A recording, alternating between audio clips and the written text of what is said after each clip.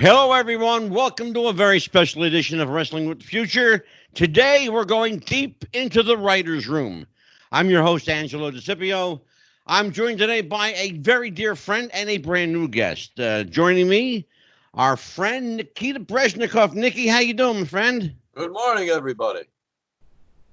It is indeed morning in Seattle, way out in the Pacific Coast. North of Seattle. North, please. North of Seattle. Yes.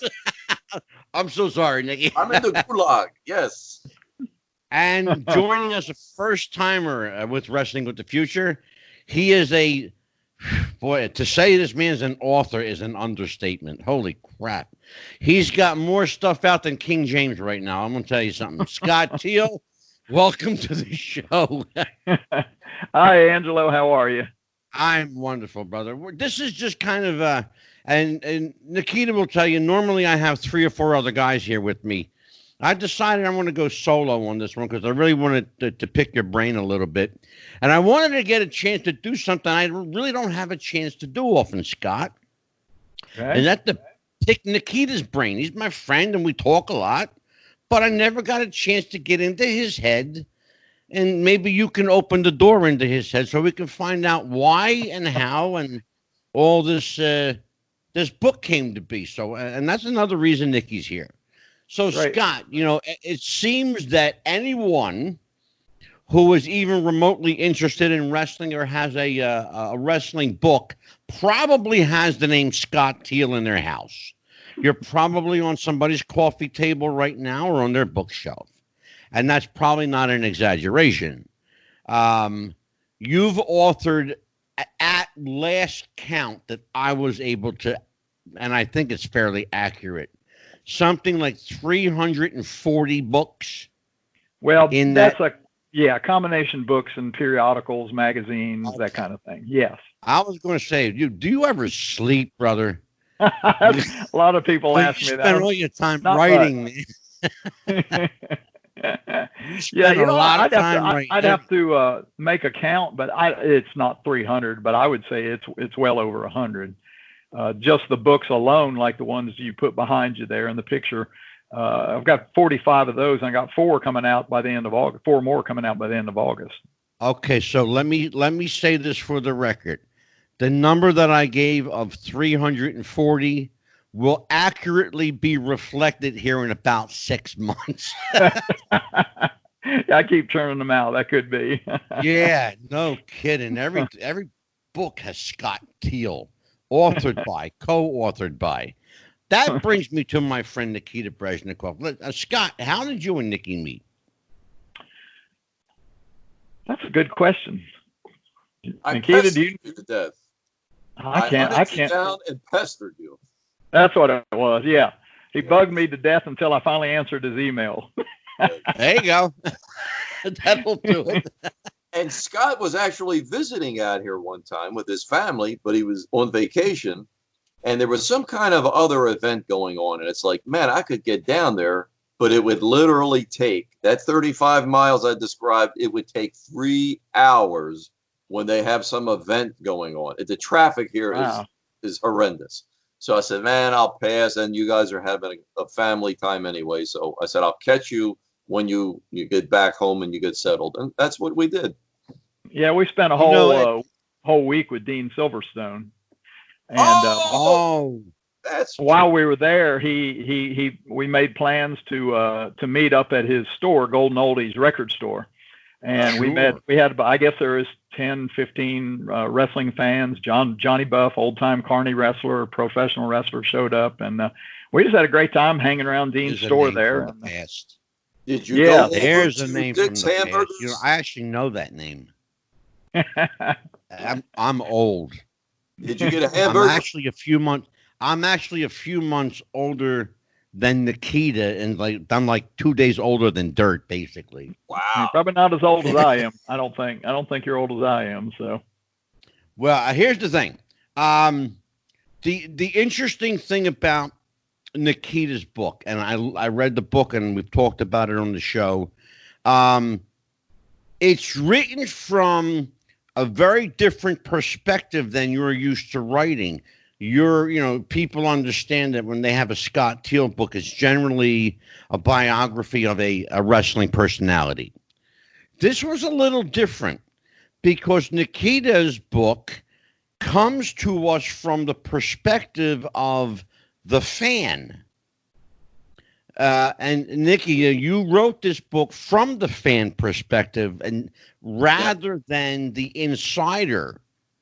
There was a little peek of the inside, but you generally wrote it from the fan growing up in the Northeast. Yes, and that's where the title, When It Was Real, this is what made my mind form around this idea. It was like I told the wife, I'm going to write this one day. When I retired from the police department, that's what I sat down and started to do, because everybody I talked to, whatever, lawyers, police, whoever, firemen, wrestling touched their lives. And people on the East Coast, it was WWF. Oh my God. It's like, man, this thing, it still lives within us. So what it meant to us, it was like, I told somebody, like, tag team championship changes were epic. I mean, that was big deals. When the heavyweight belt would change, the world stopped. So for us, I'm not going to say it was better than sex, but I mean, it was pretty damn close. I'll tell you that. I hear you. I'll put it that way. Now, Scott, because Nikki is an East Coast guy, Baltimore-based guy, and it's pretty apparent that you're not. Was it difficult for you to put your mindset in that East Coast frame of mind, to understand, his perspective, where he was coming from? Could you relate, in other words? Absolutely. I grew up really just like Nikita did in watching the wrestling business for about 3-4 years. All I did was watch, and I never missed it. I'd go to spot shows whenever I could. I go to Tampa whenever I could, and I loved every minute of it. So I had the fan in me. And I will say this, the best books are written by those people who were fans at one time, because they understand what it is that turns wrestling fans on, as far as reading and as far as stories go. As far as getting with Nikita, he had that thing. I mean, it was so good. And in fact, to be honest, and Nikita will testify to this, at first he had a hard time talking me into it. I've had 2 or 3 books like that where it was somebody like Downtown Bruno. I told Bruno, I said, Bruno, you're a guy from the 80s, the 90s, actually. Yeah. I have no interest. Anything past 1984, 85, my eyes glaze over. But Bruno's story was just phenomenal. I loved it. It was a different era. Same with Nikita. I thought, well, this is a little bit different. It is the 70s, but I'm not real sure that there's going to be an interest for this, because I saw it as just sort of at first, people put out books like results books, they're great because they have, but they're sort of boring, there's not much to them. But Nikita intertwined all these results with stories and with personal stories. And it was phenomenal. I just loved the way he did it all. So to sit down and what be able to work on it. What I really enjoyed about Nikki's writing, and Nikki, I'll tell you now that I talk to you like you're here. Yes. What I liked that you did, and you have to almost kind of be from the East Coast to understand this, it's that you spoke to me like 2 guys hanging out on the street corner or sitting on the stoop. Okay. Yep. Sitting on the stoop. Shooting shit, shooting the bullshit. Right. That's what I liked. It was no nonsense, no flowery language. Straight up, here's the way it was. Yes. This is my take on it. There you go. And that's what I enjoyed about it. Let me move my camera here. There we go. Nothing behind the curtain. That was none of anybody's business.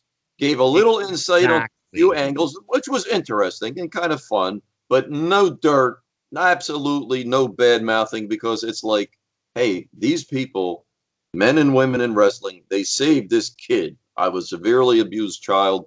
It was horrible. I turned on that television. They were there. And when you went to that arena, it's like, oh, man, Christmas every month. It was was your go-to, and I can certainly relate to that. You said something super important, Nikki. You said something super important.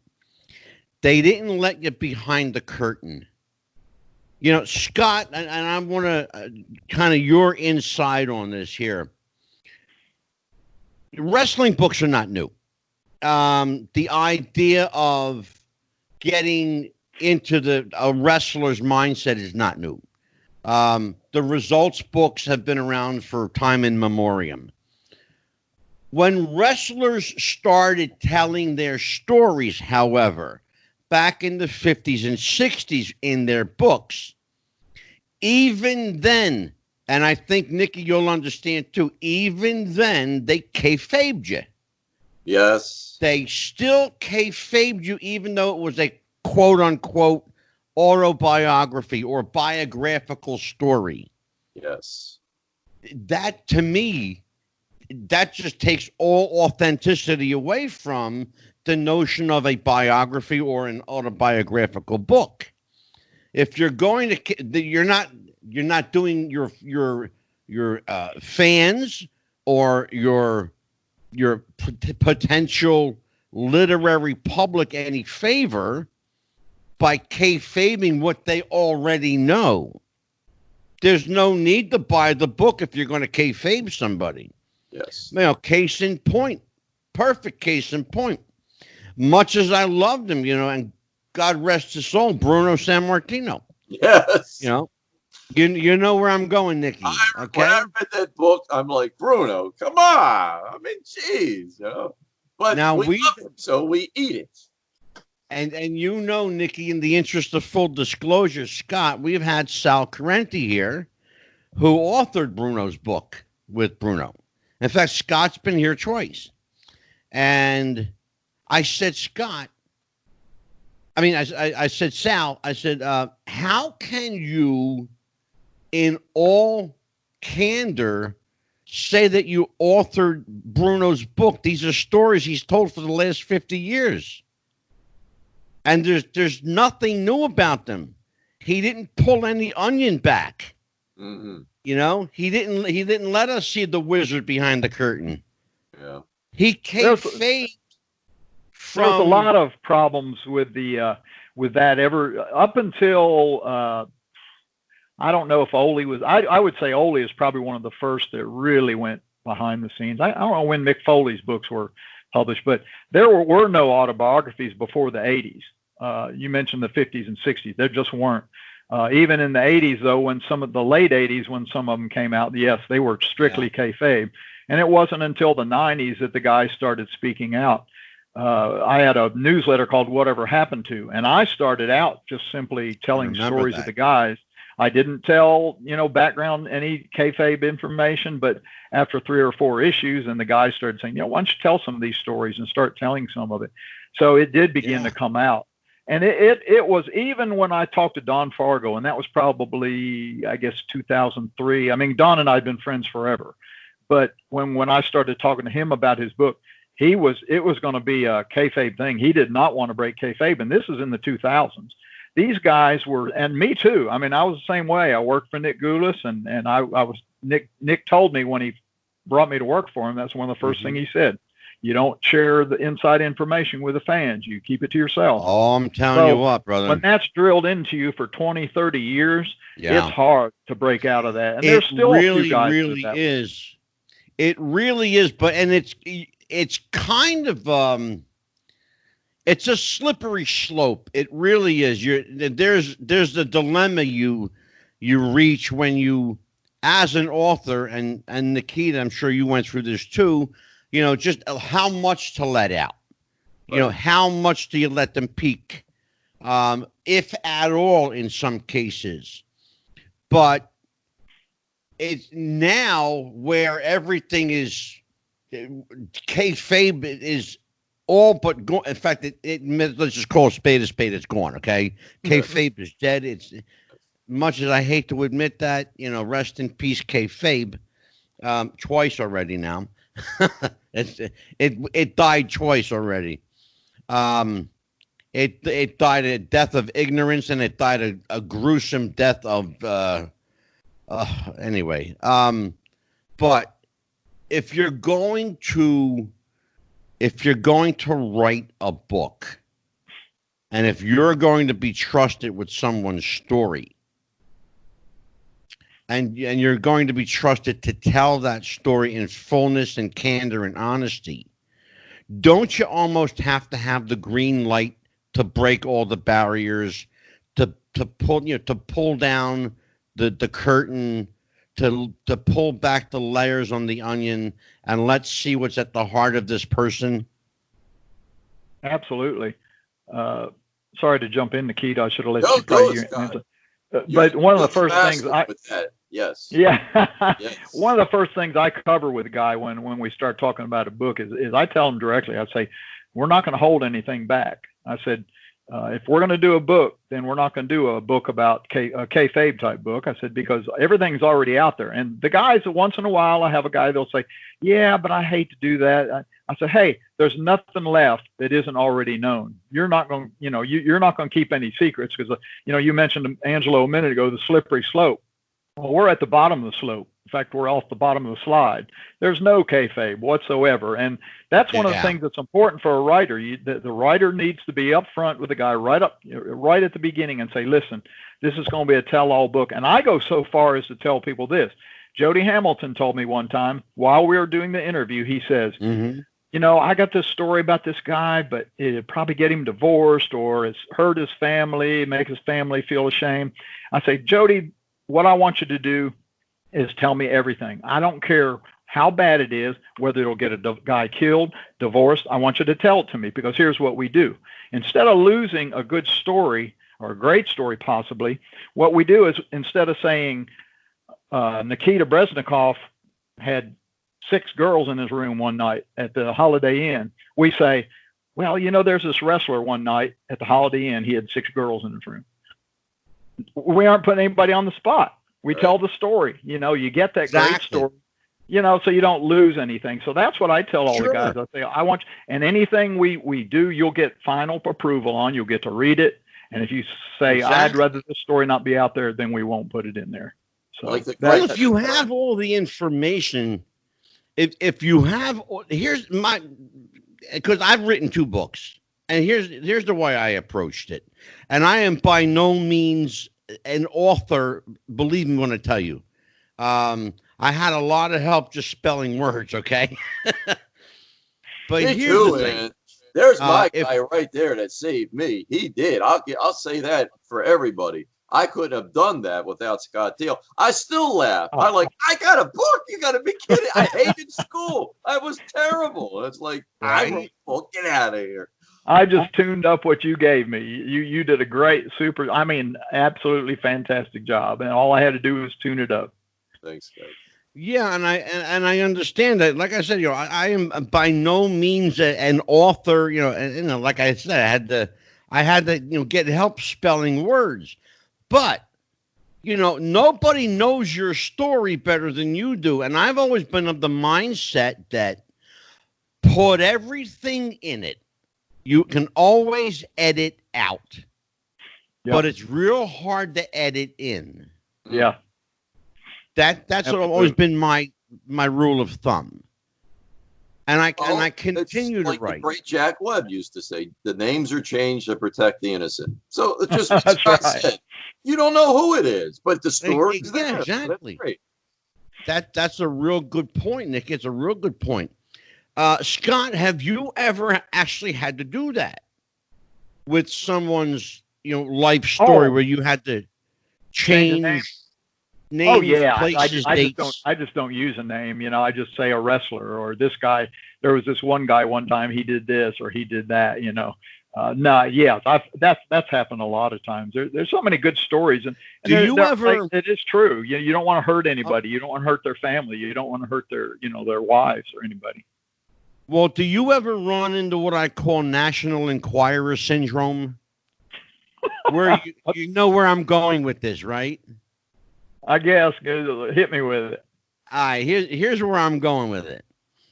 The National Enquirer syndrome is this. A reliable source said, a friend of this person said, we have it on good authority that this person's second cousin once removed on his husband's side said. Yeah. You know where I'm going with that. I've been there, and in the wrestling, I mean, it may be that way in every sport. Anybody writes an autobiography, but in the wrestling business, you never know whether a guy's telling you the truth or not. I mean, all the guys were great shooters. That's the first thing you'll learn. You know, they're all the best. They're all hookers. But what I do is this: if I hear a story that sounds a bit outlandish, especially if it's some guy talking about himself, I'll wait a couple months and I'll call him back and I'll ask him the same question. Chances are he's forgotten that I asked him the first time, and I'll see if he tells it the same way the second time, because most of the time they won't. And so that's a good way to do that. Thank you for saying that. Have you ever caught a guy in a pile of bullshit? Oh yeah, absolutely. And how often? Not that often. You know, most of the time you really can't tell. You know, and when I have called him back, I've had a few guys that did tell it differently, but it's hard to tell. You know, it's hard to say what's true. The problem is most of this stuff has never been written down. Like in sports, football, they're in the newspapers. Basketball, they're in the newspapers. Everything they do. Wrestling didn't have that. You know, so we're just sort of taking the guy's word that these different things happen. I have had guys tell me stuff, well, and not necessarily lies, but a lot of the guys, they tell you things the way they remember it, and it's probably a lot of times they remember things incorrectly. Good example: Bill and Joe Sky, Bill and Joe Turner. I love those two guys, but they used to tell me all the time, when we were Bill and Joe Sky, we wrestled. We had a run in Tennessee for a year and a half.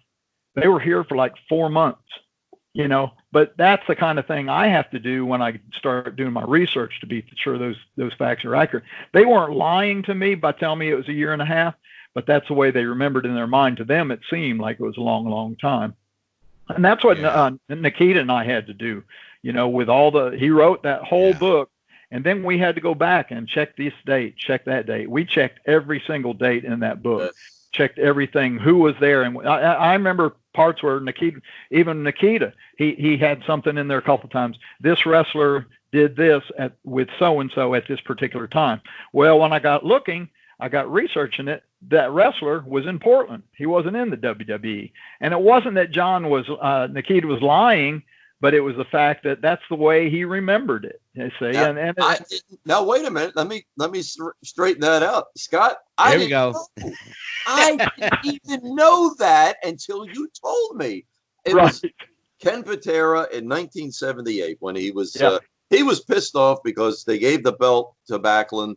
And he even wrote it in Backlund's book. He said, I'm sitting there with Vinny Jr. and I'm like, hey, what the hell's going on? I bust my ass here. So he got mad. And we were all told by your uncle there, Ange, that Patera had an injury. So they canceled Baltimore, Washington. The last thing he did was the Garden on May 22nd. Yeah. And then he's in North Carolina, and he's down in Charlotte. I didn't know that till Scott revealed. I'm like, Scott, I thought he was legitimately busted up and couldn't work. It's like, damn. Well, then let's take kind of the opposite approach on that one.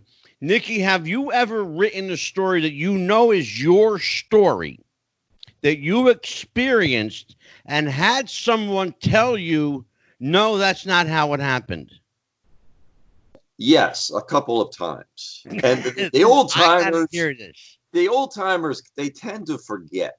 They tend to forget what they say and what actually happened. Oh, so boy. It's like, reality is like, we can go and look at the results books, and this is the way it played out. But it's like, okay, out of respect, you're right. I agree with you 100%. Now, the only thing that there was a couple of revelations that I made. And one, again, was with Phil Zacco and the Chief with the broken leg incident. Oh, yeah. Now, that was February 14th of 79, and we were in the teeth of a blizzard, which hit on the 19th. So that night, it was probably like 10 degrees. And, Hamburg, Pennsylvania is frigid.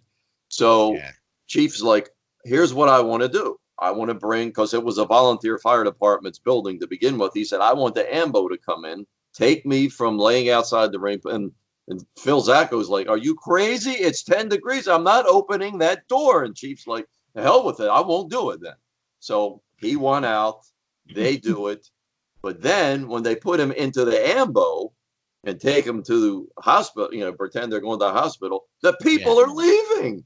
All right. Yeah. People are, it's like, oh my, they're so into it, which is what we always talk about. They're going to go follow the AMBO to the hospital. So it's like, now what the hell do we do? Oh, we go to the Reading Hospital. It's like, geez, unbelievable. But see, then I had somebody recently tell me, well, they knew that was good. They were going to go to the hospital and they were going to take pictures there. But it's like, that's not what Chief told me. So I don't believe it. I believe Chief's version, because it probably would catch them off guard. It's like, here, everybody's following us, Nikki, when it was real, that's what they did. Yes, sir. You better believe it. That's what they did. Told Patera. They bought into it. They bought into the suspension of disbelief.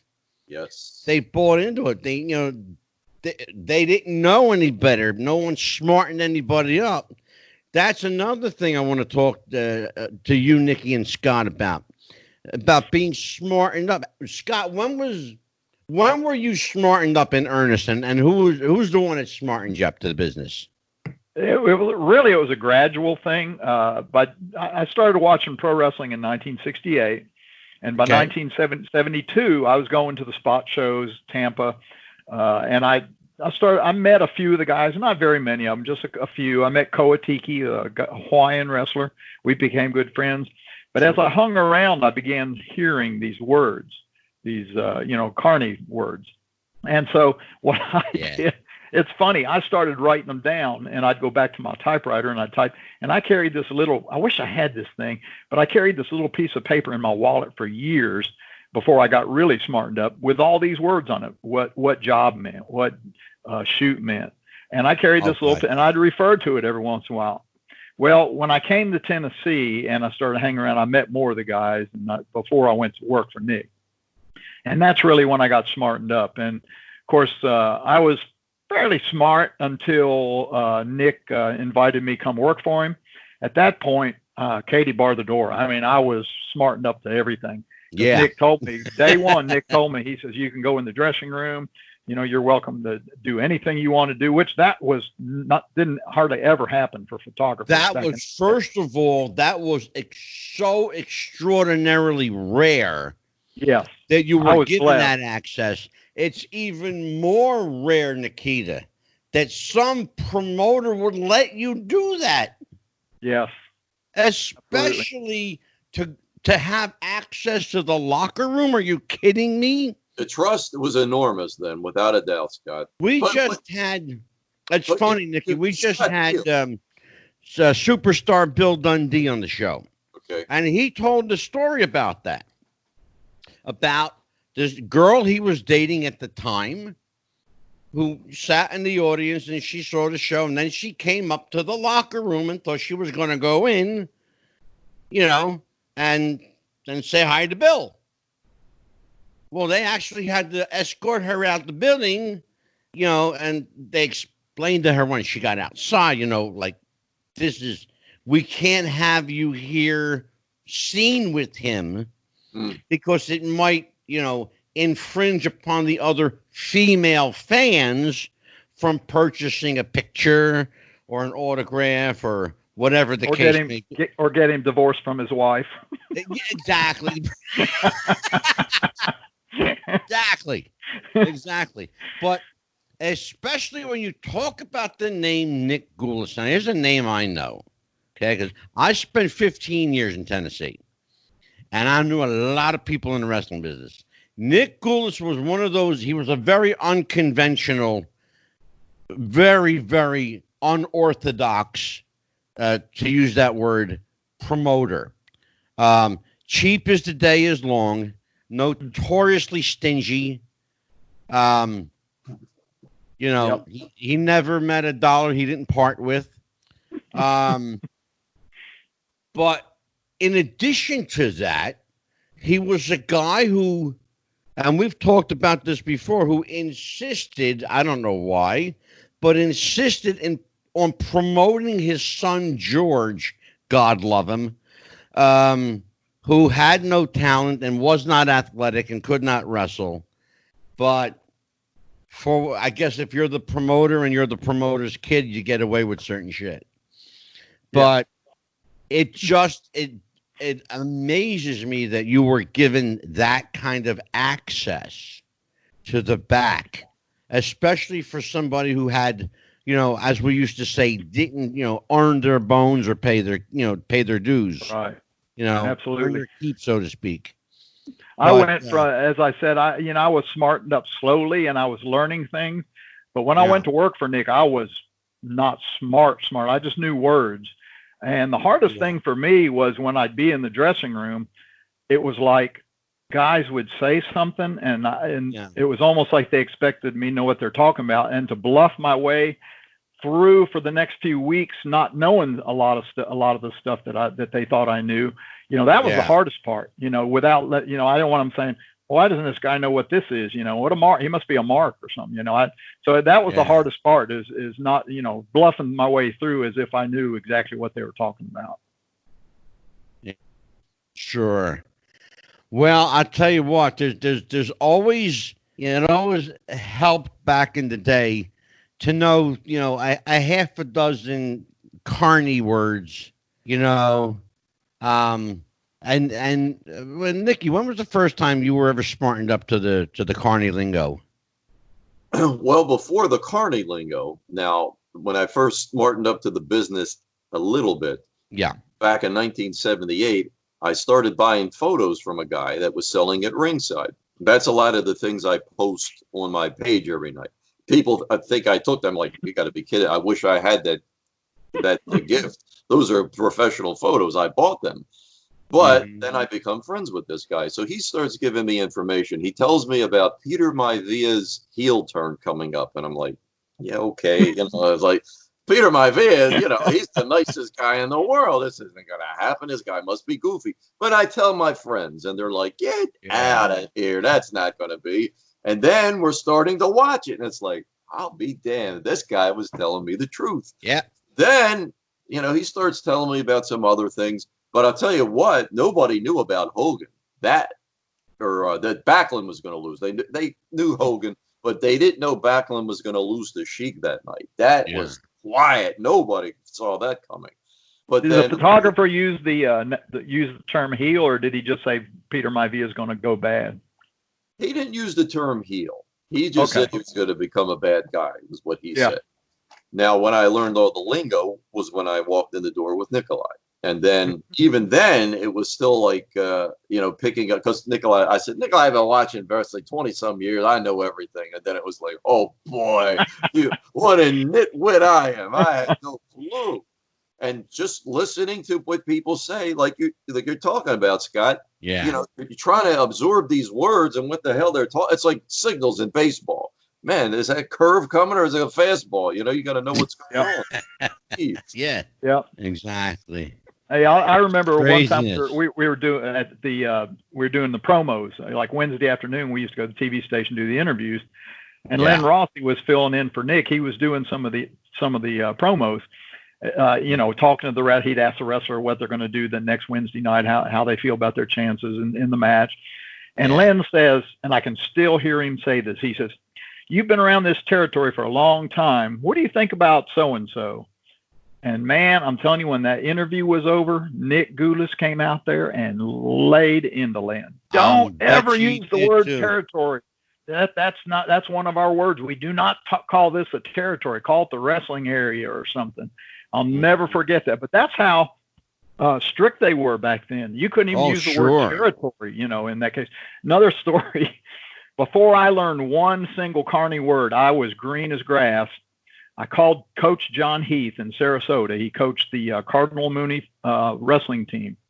Yeah. And I told him I'd like to do an interview for one of the magazines, Big Book of Wrestling. He says, yeah, come on over. So I went over with a friend of mine from Chicago, Mike Navarra, and we're sitting there with John Heath. And I asked him something about Dr. Blood. We were talking about masked wrestlers. And I said, there's been a lot of masked wrestlers through here, and I find out who they all are, but I never knew who Dr. Blood is or was. And John Heath looks at me. He says, he looked me dead in the eye. He says, well, are you guys smart?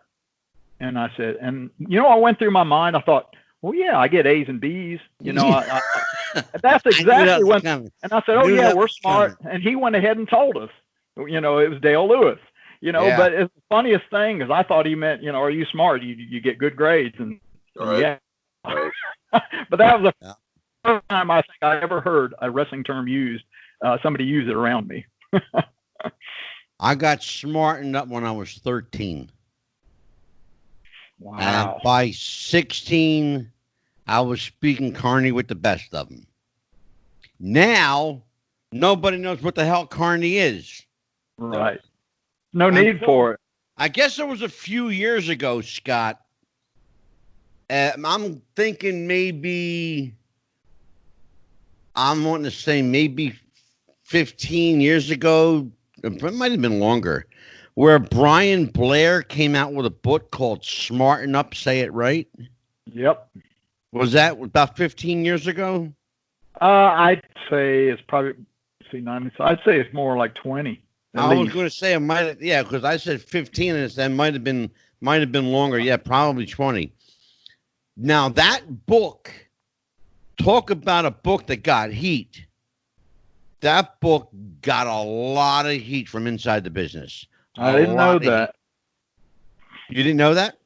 No, because I think that came out probably right after Oldie's book. Maybe it was before. If it was before Oldie's book, then I can see that.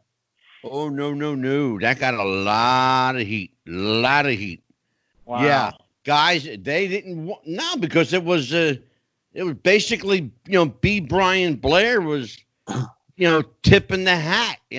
How did it sell? Did it do well? Oh, it sold moderately well, but then again, at the time, Nikki, the business was becoming half smart anyway, and everybody was like, wanting to, like Scott Teal walking around with the proverbial piece of paper in his pocket with words on it.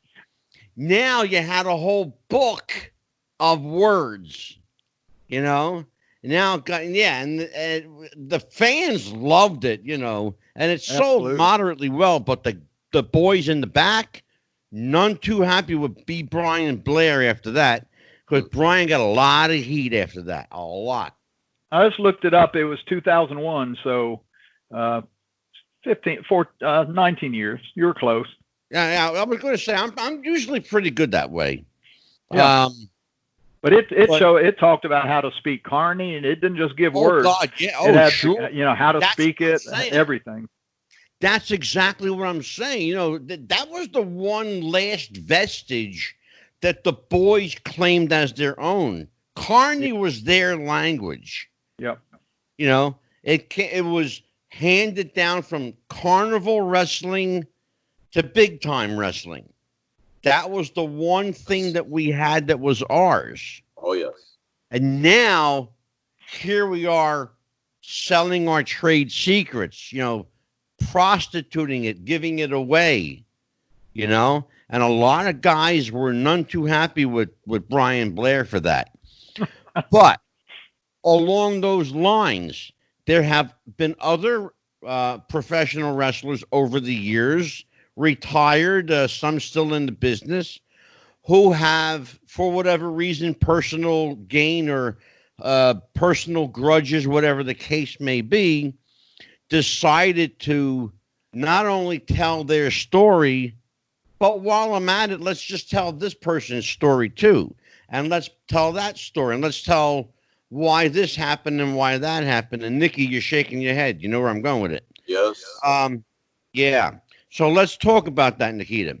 Guys that, and Scott, chime in on this, guys that aren't satisfied with just getting their piece out. They want to do damage while they're doing it. Cool. So let's talk about those kind of guys.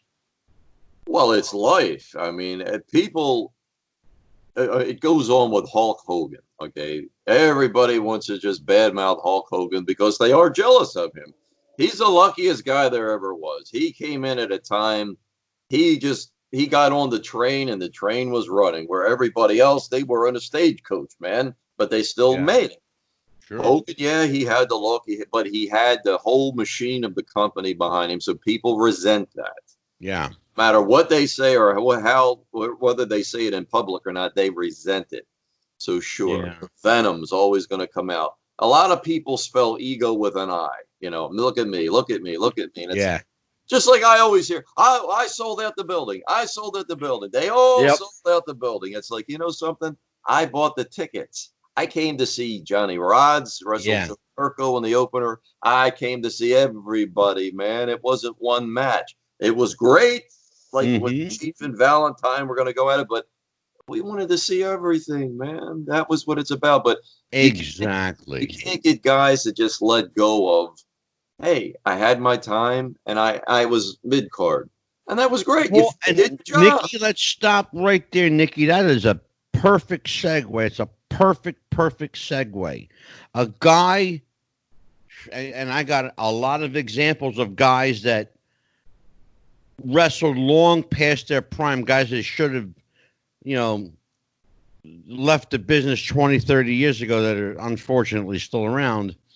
Scott, have you had those moments where you had to kind of put your foot down and not write someone's story and refuse someone's story because of either, like Nikki said, the ego factor or the look at me factor or the what about me factor? Have you had to do that?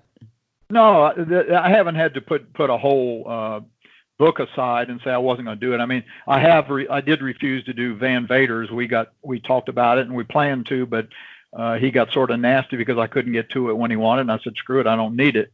I said, you find another publisher. I said, I do a lot of work for you guys and I'm not going to waste my time. So in the interest of full disclosure, Scott, that's the person I was actually going to mention, but I'm glad that you said his name rather than I.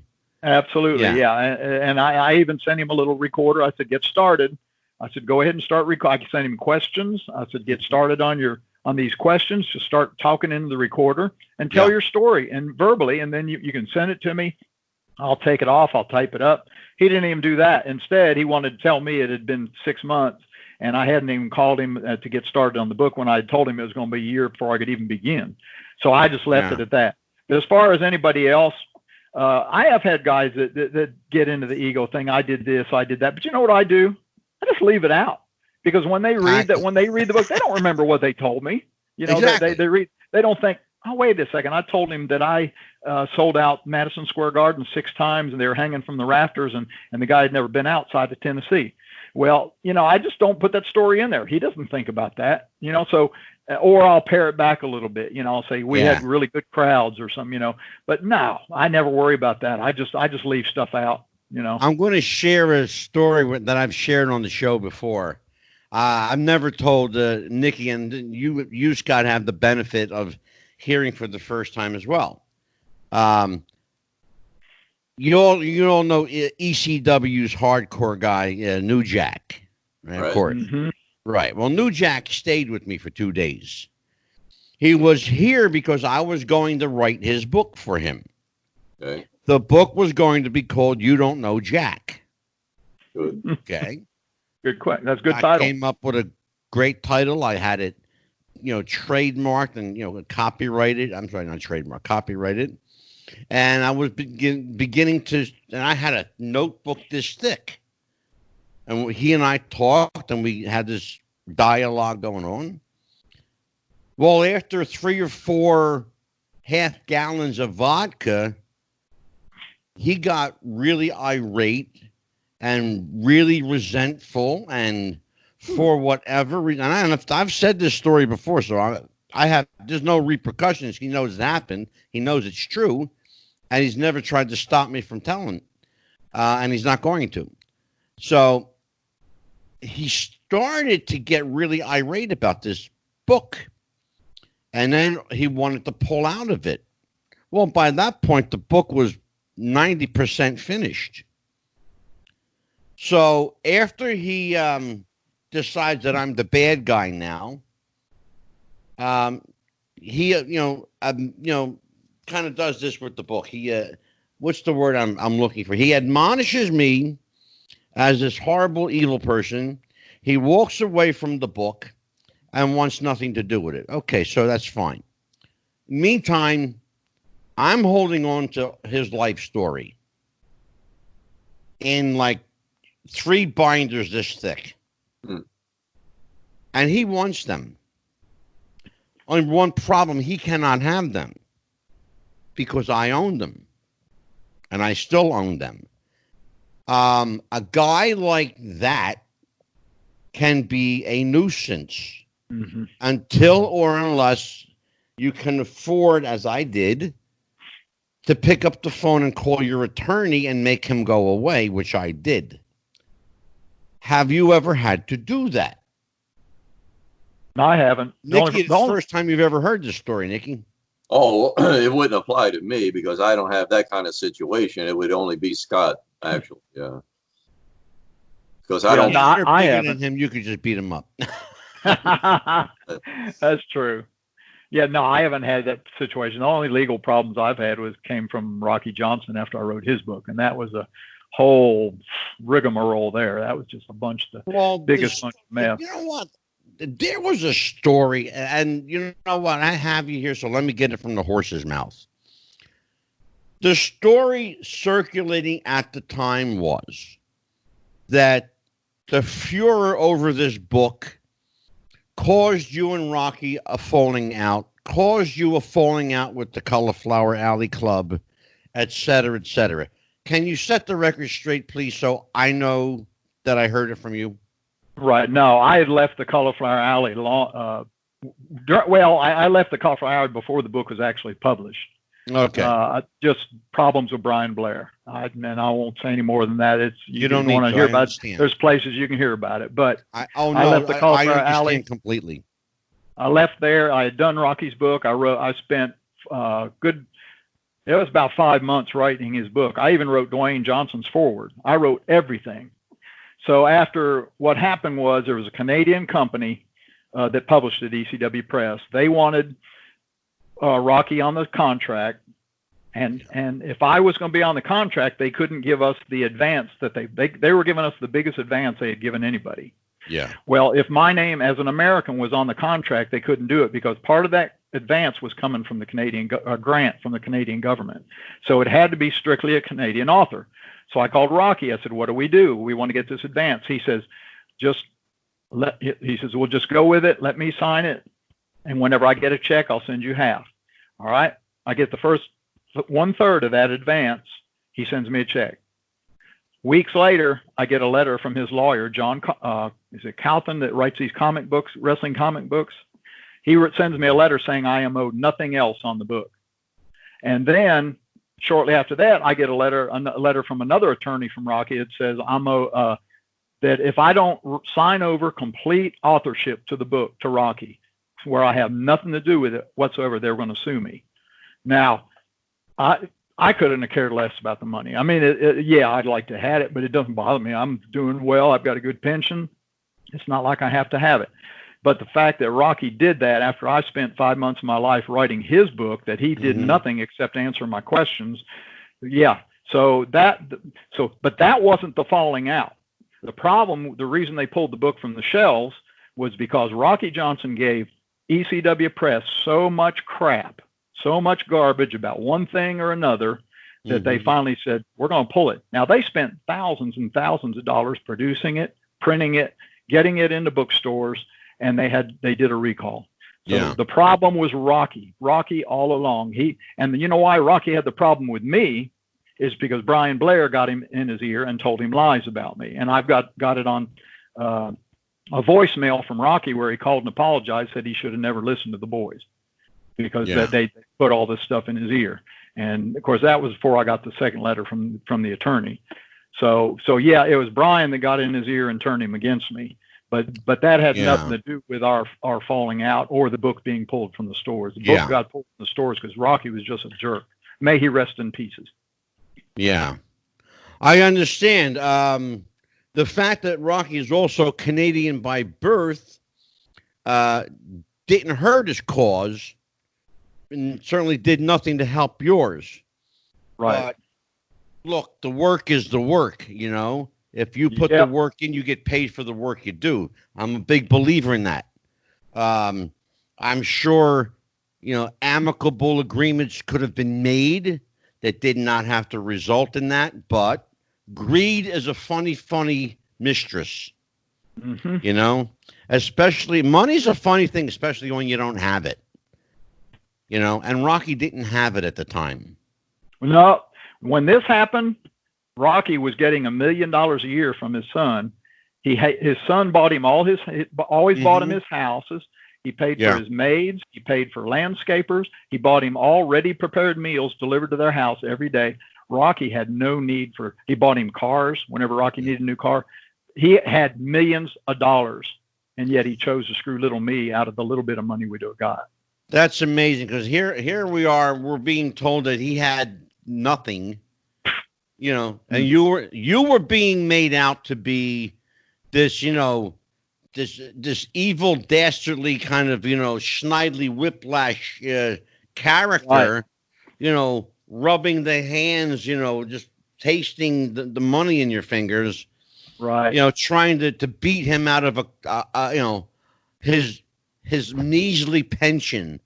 Well, come to find out, he was doing a hell of a lot better than you.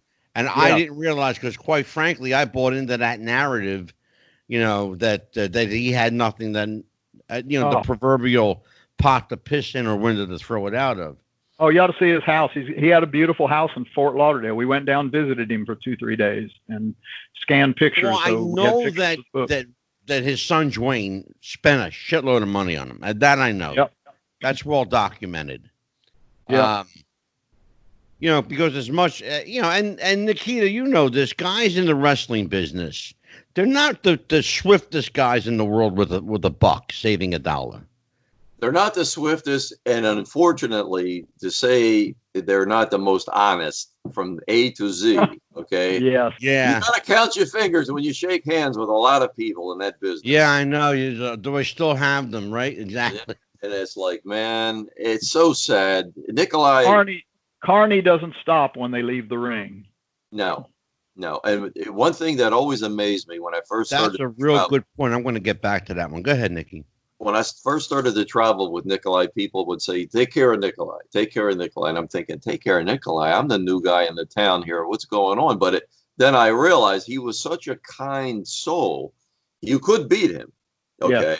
Yeah. And it was like, I understand what they're saying now. Yeah. You got to watch the money, and you got to watch the conditions of the agreements, because there weren't always contracts. So it's kind of like, you know, you get there, and Nikolai I only seen him mad 2 times, and that was enough for me. It wasn't at me, but it was like, forget about it, because he's. You know, we heard the same story recently. In fact, on my show, told twice by 2 different people. Jeff Miller, the Metal Maniac, told the story, and Phil LaRusso, Jimmy Snuka's best friend, told the story about Jimmy not knowing how to count money. He didn't know how. He only knew how to sign his autograph. Wow. He knew how to sign his name. And he knew what a $20 bill looked like, and he knew what certain bills looked like. But generally, he couldn't count like large amounts of money. And a lot of people used to take advantage of him. You know, Jeff Miller told the story a couple of times where Jimmy had instances where he was basically could have been ripped off, were it not for, you know, some honest, benevolent person being, you know, close by or involved in a transaction where, you know, they gave him his honest share of what he had coming to him.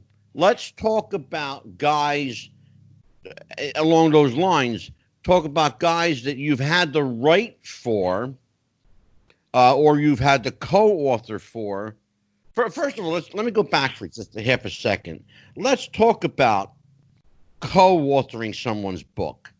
Now, Nikita, you actually wrote part of this book? Yes. Most of it. All of it, really. Okay. I tuned it now, up. In a case, Scott, where your name is on there and you're doing either most of the writing or you're co-authoring the book, right? Mm-hmm. How do I want to say this? I'm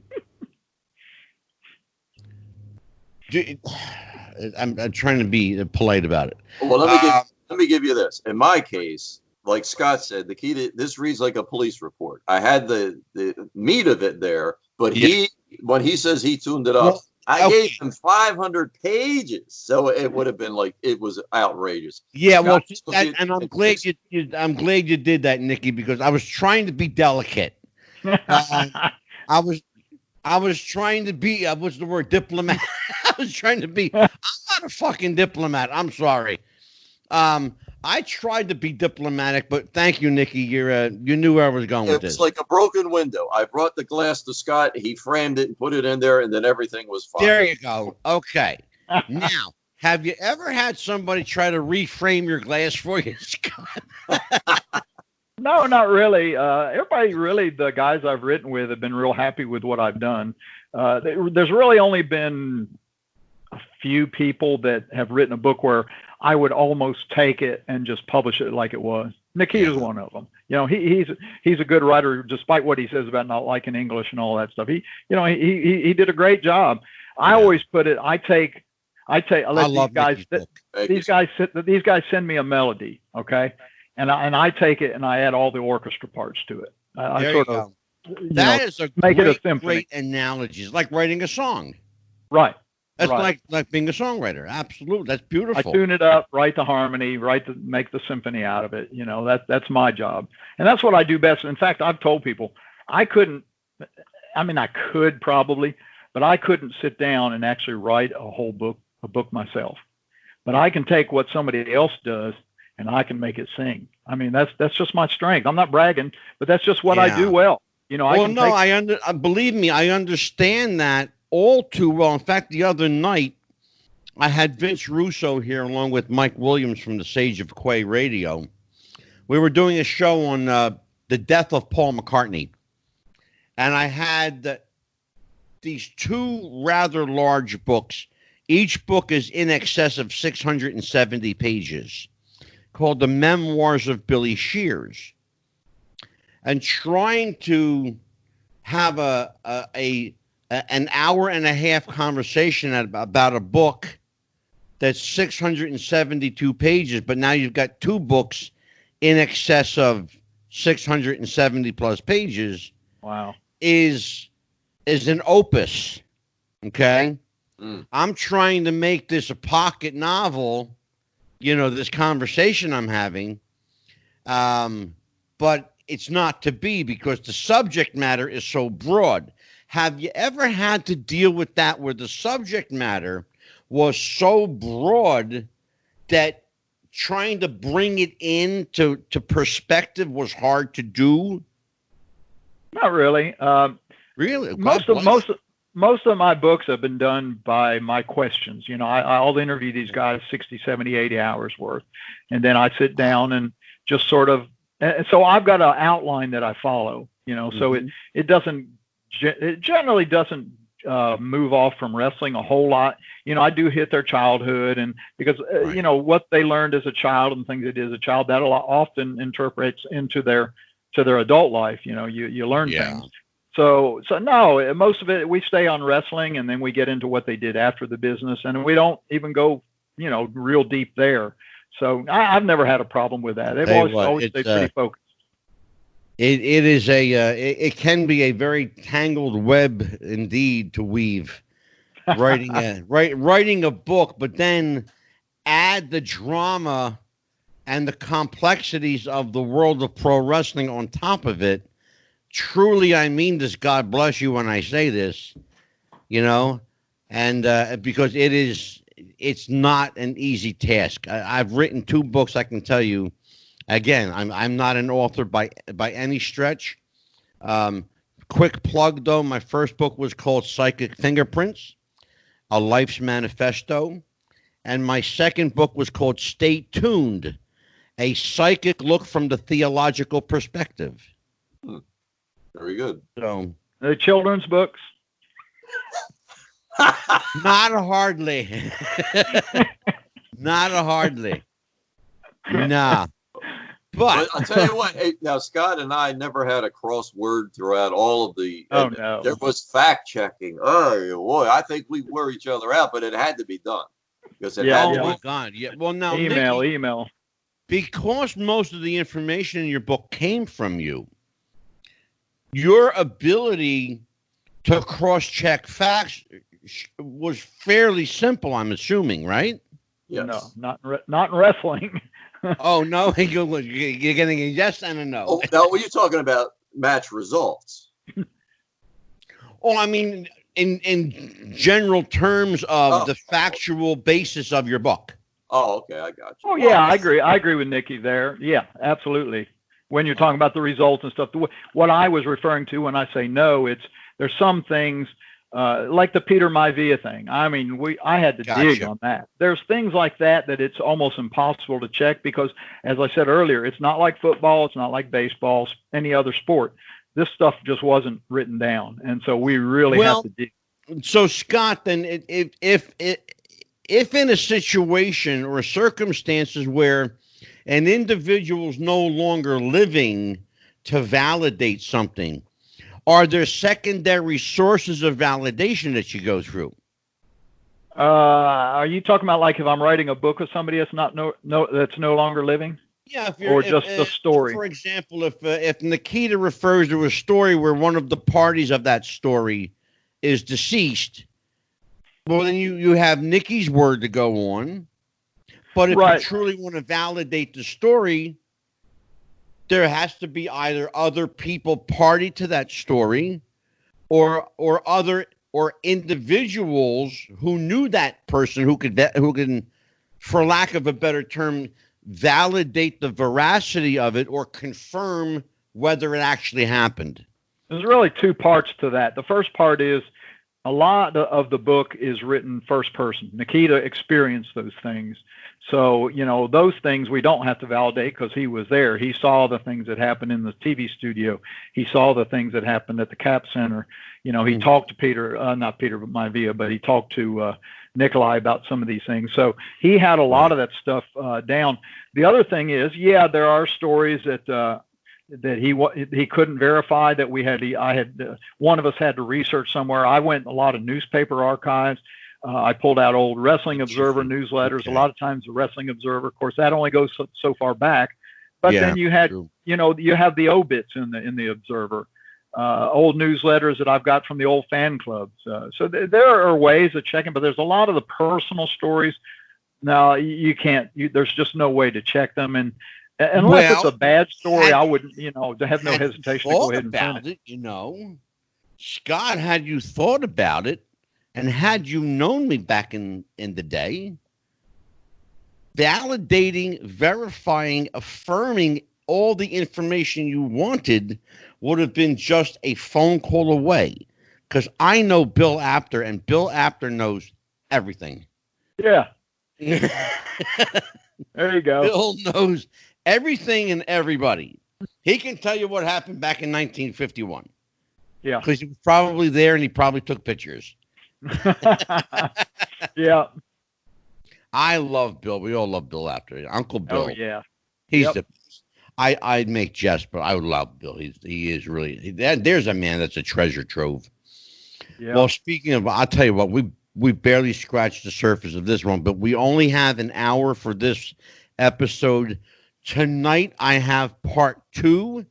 This is the writer's room. This is part 1 of the writer's room with Scott Teal. Join us later this evening with part 2 of the writer's room. Kenny Casanova will be with us tonight. Along with Dan the Man Sebastiano, my co-host. I am flying solo on this one.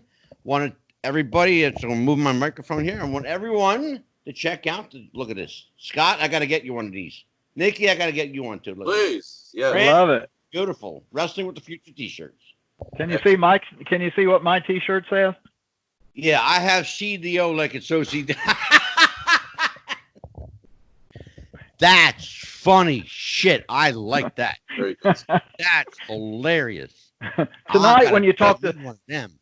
when you talk to Kenny tonight, get part 2 of the Vader story, because he's the one that picked up the story, and he told me himself. Okay. I told him a little bit about what happened to me, and he told me himself. He says it was not an easy process working with Vader. He says it was like I gotta tell you, I have heard, I've heard horror stories about Leon. I really have. They range from he was the greatest guy in the world that would give you the shirt off his back, to he was a son of a bitch that didn't care about nothing but himself.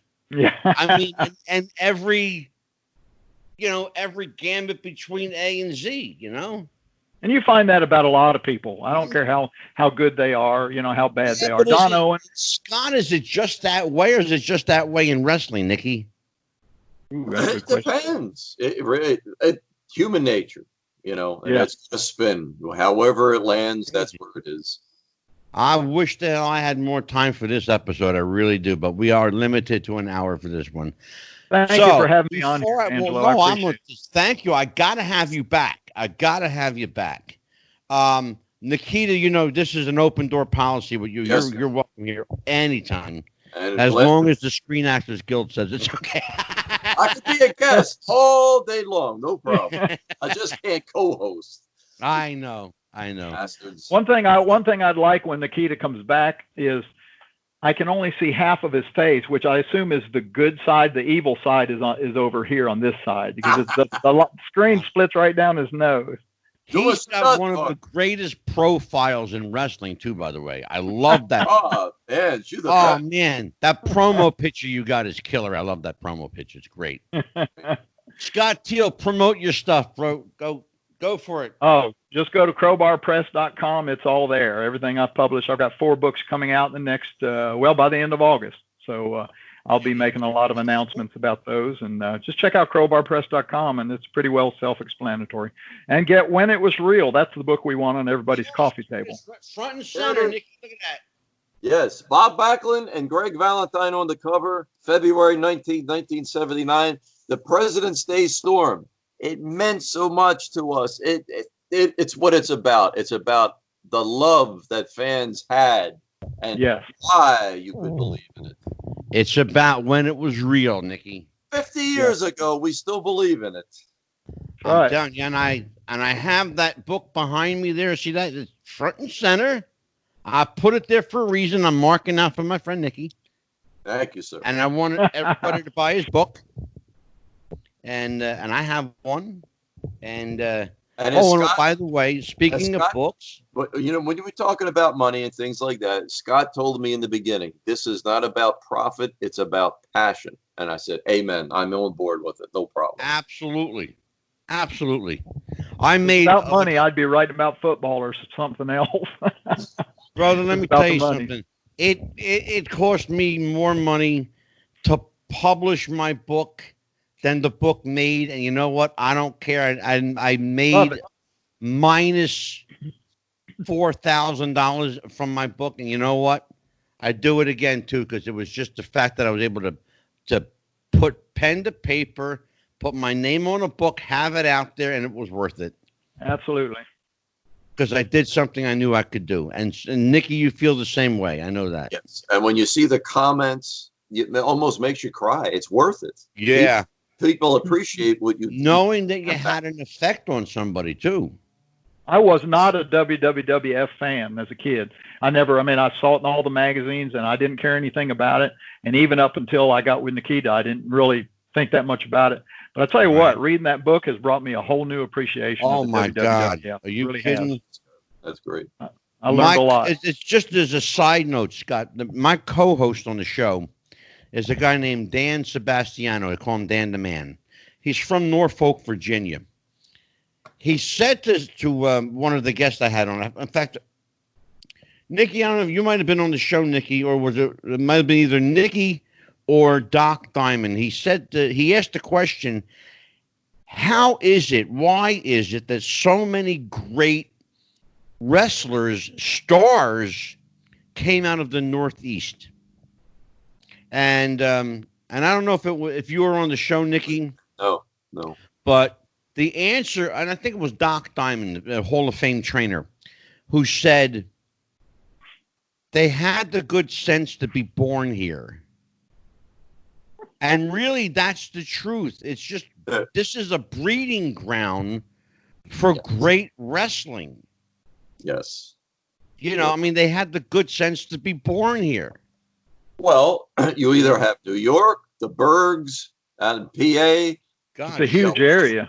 Yeah, Washington, Baltimore. I mean, it's so, it is, you know, I know they talked about don't say territory, but it was territorial. WOR, every week championship wrestling was always geared to the Garden. Everything Phil Zacco could then take from that for his Baltimore show, and Philadelphia and Washington, and then everybody else, like out on the Cape Cod, and you know, people out there, Witchies, you know, but the main focus was the Garden. That was Black Friday every month, and it was WrestleMania every month when you really go back and look at it. Yeah, and you know what, too, Nicky, another name that we forget to history besides Phil Zacco is Ray Fabiani, the guy who ran Philadelphia. Right. Ray Fabiani. Yeah. You know, there's a show too, Ange, the promoters of that time. Yeah. Rudy Miller, Toots Mondt. There's a lot of guys. God, sure. Oh, please. You know what we're going to do? We should have, and Scott and Nikki, while I have you here, you just prompted a show idea, believe it or not. Why don't we do a show on the great promoters of the 20th century? Okay. Why don't we do that? Why don't we plan to do that? Be honored, yeah. Wouldn't have had a show without him, right? Sounds great. Yep. I got to make sure that when I tell Scott, that I got to give him like a 3-day heads up on it, so he can get home in time, turn his camera on. You just got to tell me whether it's Central Time or Eastern Time. I know. I'm busting your chop. Brother. I know you are. Thank you for joining me today, Nikki. You're always a welcome member of the family, and I will be calling upon you shortly, my dear friend. Okay. For Nikita Breznikov, for Scott Teal, keeping it real. I'm Angelo. Happy wrestling, everybody. We'll see you next time. Actually, we'll see you tonight in a few hours. Bye-bye.